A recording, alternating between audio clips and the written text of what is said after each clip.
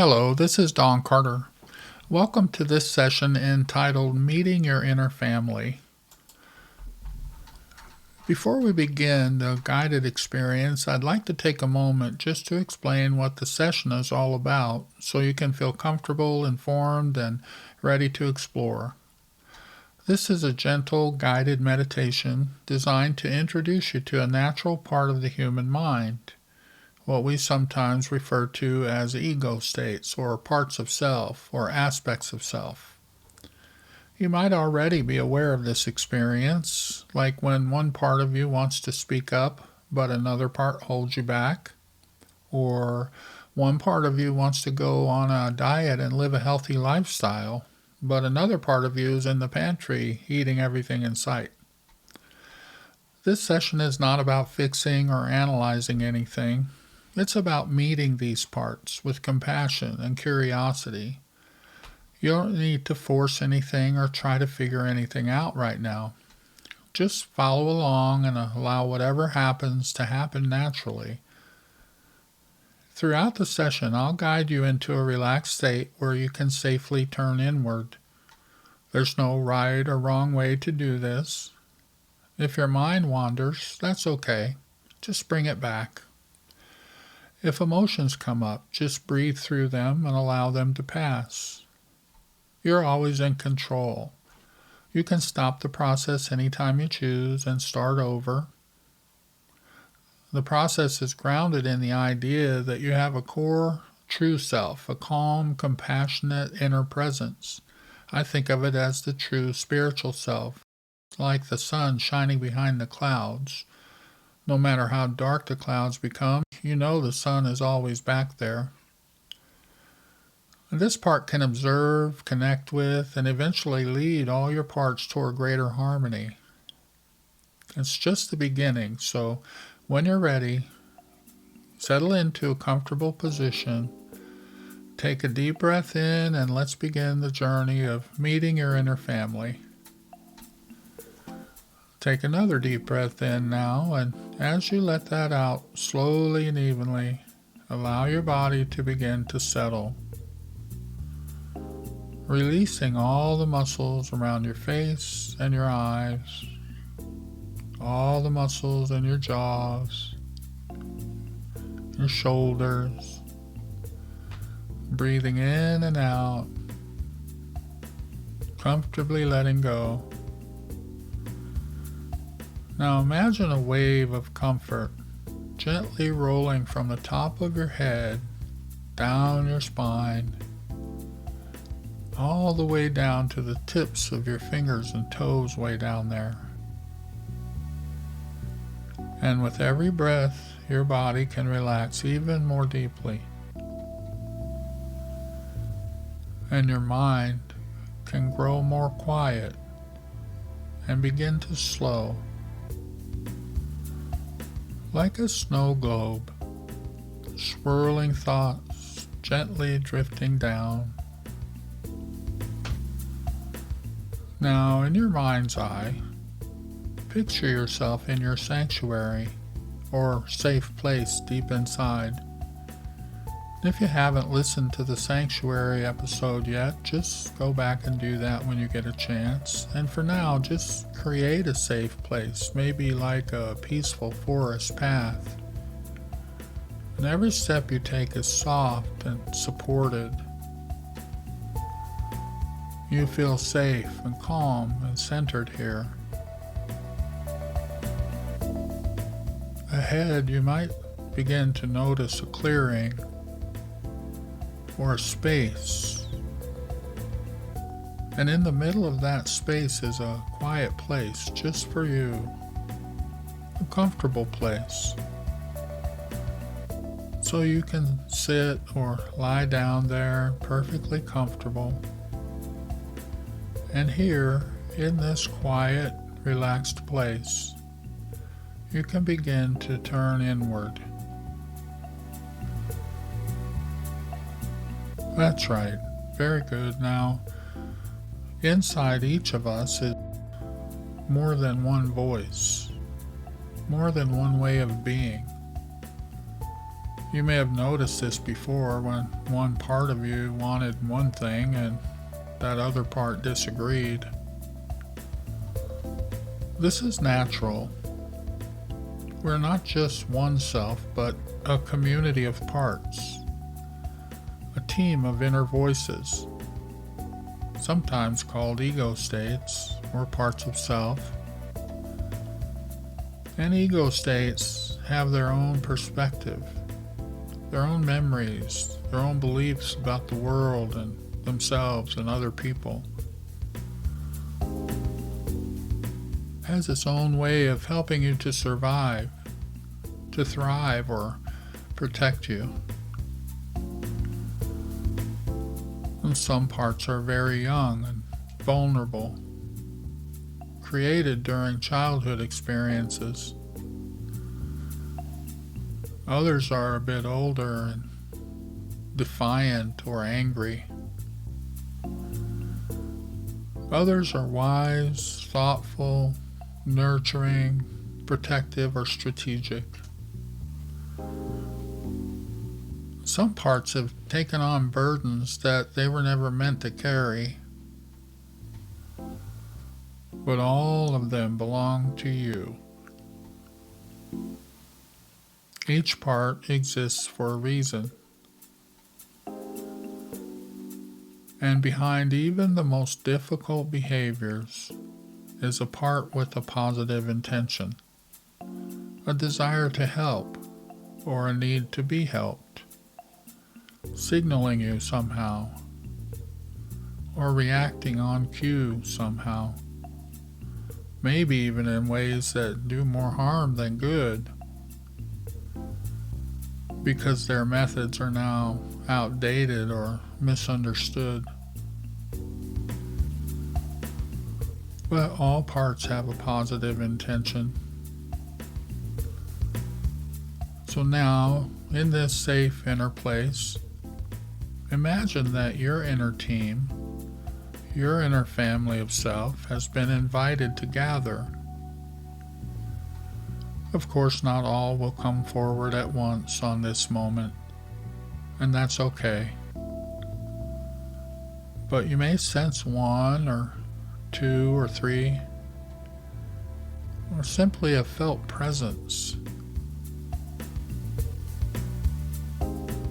Maybe there's a part that tries to keep things under control, or a playful, spontaneous part that loves fun and adventure and creativity.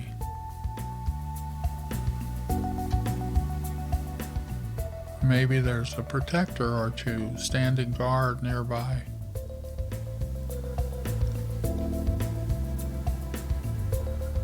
Or maybe a very young one who just longs to be seen.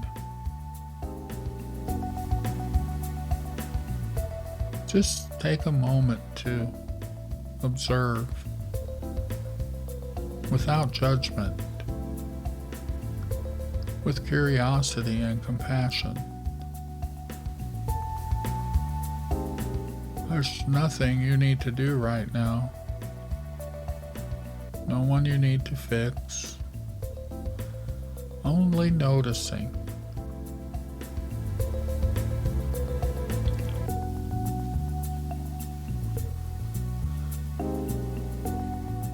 Now, somewhere in the middle of all these parts, there is you, who is not a part. This is the calm, wise, observing you, the true self, the true spiritual you. It's the part of you that can listen with compassion, a part who can bring peace to the parts in pain. Sometimes we call it the still, small voice within. And this true self can lead your inner family with courage, clarity, and compassion. You don't have to know how. You're already beginning right now. If you want to try a little experiment, just empty your mind of all thoughts and images for a moment. Just let all the scenery around you fade away and completely empty your mind. As you do, you'll notice you're still connected to something there. Part of you that's just watching, observing, wondering, even as you empty your mind. That's right. May even be commenting.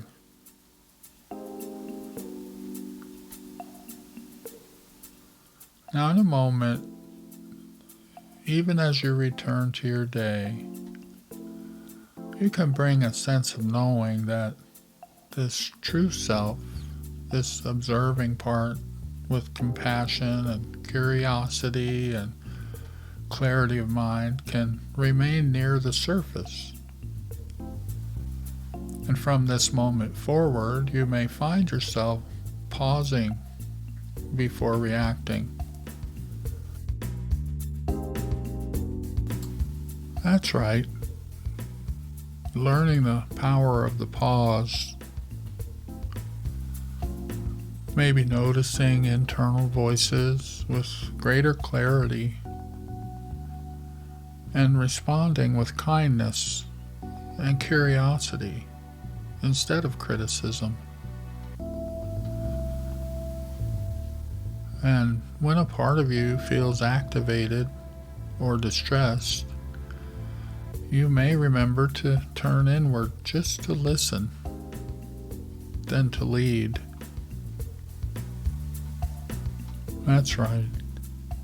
Self-leadership.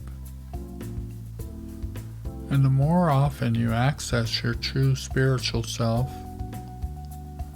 the easier it becomes. Like a well-worn path through the woods. Each time you return, the way becomes clearer. And even without any conscious effort, this natural leadership begins to unfold.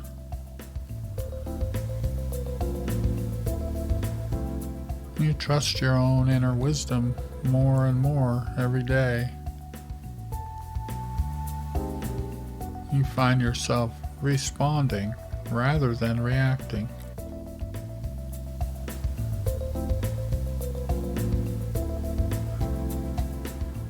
You know that at any moment you can always return here to your very center core. Now, in a moment, with a few gentle breaths, we'll begin to return to the outside world.